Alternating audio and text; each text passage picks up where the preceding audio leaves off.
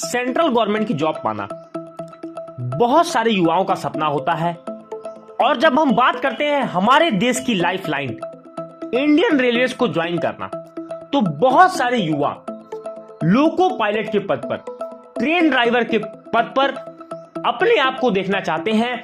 आज के इस वीडियो में हम बहुत ही सरल शब्दों में जानेंगे कि 10वीं के बाद आप अपने इस सपने को कैसे पूरा करें और भारत की लाइफलाइन कही जाने वाली इंडियन रेलवेज को as an assistant loco pilot ALP किस तरीके से ज्वाइन करें, इसकी एग्जामिनेशन फीस क्या है, एलिजिबिलिटी क्या है, किस तरीके से आप भारतीय रेल का एक अभिन्न हिस्सा बन सकते हैं और अपने देश के विकास में अपना योगदान दे सकते हैं।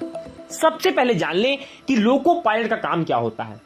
जब आप लोको पायलट बनते हैं तो आपका काम होता है ट्रेन जो भी होती हैं, चाहे वो पैसेंजर हो, एक्सप्रेस ट्रेनें हो और तरह तरह की जो नई ट्रेनें आजकल इंडियन रेलवेज में आ रही हैं, उनको चलाना ही आपका काम होता है। एक तरीके से आप ट्रेन के ड्राइवर कहे जाते हैं। ट्रेन ड्राइवर को ही रेलवे के अंदर लोको पायलट के सब नाम से जाना जाता है, जिसको कि RRB द्वारा railway recruitment board ALP exam के नाम से इस एग्जाम को कंडक्ट कराया जाता है। और यह एक ऑनलाइन ट्रांसपेरेंट, बहुत ही सेफ और सिक्योर प्रोसेस के थ्रू आपको यहां पर इंडियन रेलवे के अंदर जॉब मिलती है। बात करें क्वालिफिकेशन की, तो सबसे पहले जान लें, अगर आपने 10th पास विथ ITI के साथ आपने कुछ ट्रेड्स के अंदर किया है तो आप इस पोस्ट के लिए एलिजिबल होंगे। इसके साथ ही साथ अगर आपने डिप्लोमा या डिग्री कोर्स इंजीनियरिंग में की है तो आप इस पोस्ट के लिए एलिजिबल होंगे। सबसे पहले जान लेते हैं कि अगर आपने 10th ITI आपने किया है तो आपके पास mechanical, automobile, electrical, electronics engineering, इन सभी में आपने ITI किसी भी ट्रेड में आपने किया हो या फिर आपने इनमें डिप्लोमा और बैचलर डिग्री यानी इंजीनियरिंग की अगर आपने की है तो आप इस एग्जाम के लिए एलिजिबल होंगे और यहां पर आप इस फॉर्म को भर पाएंगे।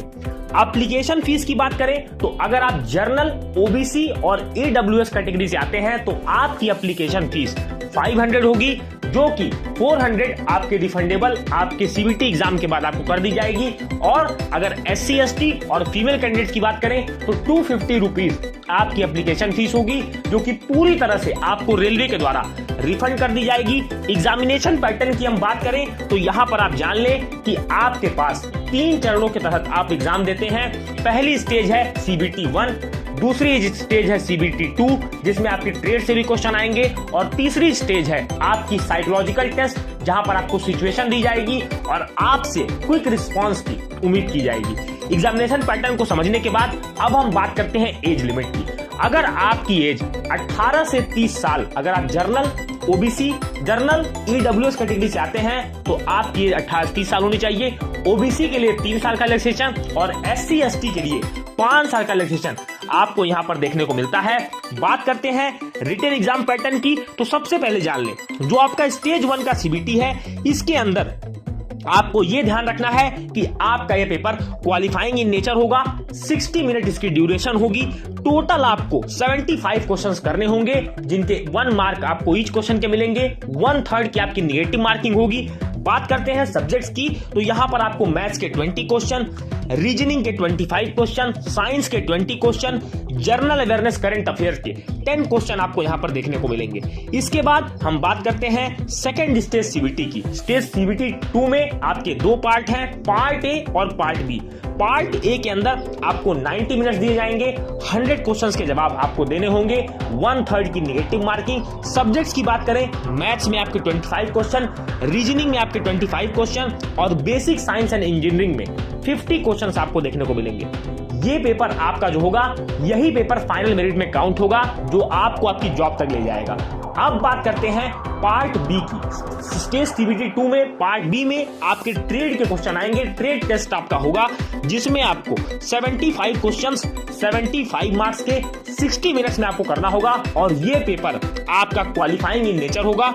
इसके मार्क्स आपके फाइनल मेरिट में ऐड नहीं किए जाएंगे और फिर आप जाएंगे CBT 3 की तरफ, यानी कि आपके जो स्टेज 3 की तरफ, जो कि आपका साइकोलॉजिकल टेस्ट है, जिसमें आपको साइको टेस्ट लिया जाएगा आपसे, और इस साइको टेस्ट को अगर आप क्वालिफाई करते हैं तो आपके सीबीटी स्टेज 2 में पार्ट ए के जो मार्क्स होंगे उसी आधार पर आपकी मेरिट बनाई जाएगी और आपको आपके जोन के हिसाब से अलॉटमेंट लेटर दिया जाएगा। इसके बाद बात करें अगले चरण की, तो अगला चरण आपका मेडिकल एग्जामिनेशन होगा, जिसमें आपकी आई साइट, ईयर, ब्लड प्रेशर, ये सारी चीजें आपकी चेक की जाएंगी। कलर विजन अगर आपके अंदर नहीं होगा तो आप इस पोस्ट के लिए एलिजिबल होंगे और बहुत ही बेहतरीन जॉब आपको इंडियन रेलवेज में मिलेगी। आपको कुछ सालों तक असिस्टेंट लोको पायलट के पद पर आप काम करेंगे, फिर एक्सपीरियंस के साथ आप अगली जो प्रमोशन पाएंगे वो लोको पायलट आप यहाँ पर बनने वाले हैं।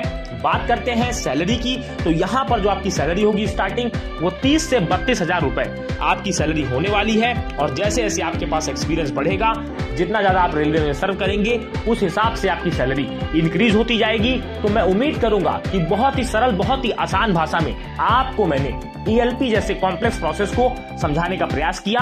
आपके लिए एक बेहतरीन मौका है। अगर आपने 10वीं आईटीआई के साथ डिप्लोमा इंजीनियरिंग की डिग्री ली है तो आप भारतीय रेलवे का एक अभिन्न हिस्सा बन सकते हैं और ट्रेन ड्राइवर बनने के सपने को साकार कर सकते हैं। मैं उम्मीद करूंगा कि यह वीडियो आपकी पूरी तरह सहायता कर पाया होगा। इस वीडियो को लाइक करें, चैनल में पहली बार आ रहे हैं चैनल को सब्सक्राइब करें, नोटिफिकेशन बेल को टैप करें। मिलेंगे अपने अगले वीडियो में, तब तक के लिए जय हिंद, वंदे मातरम।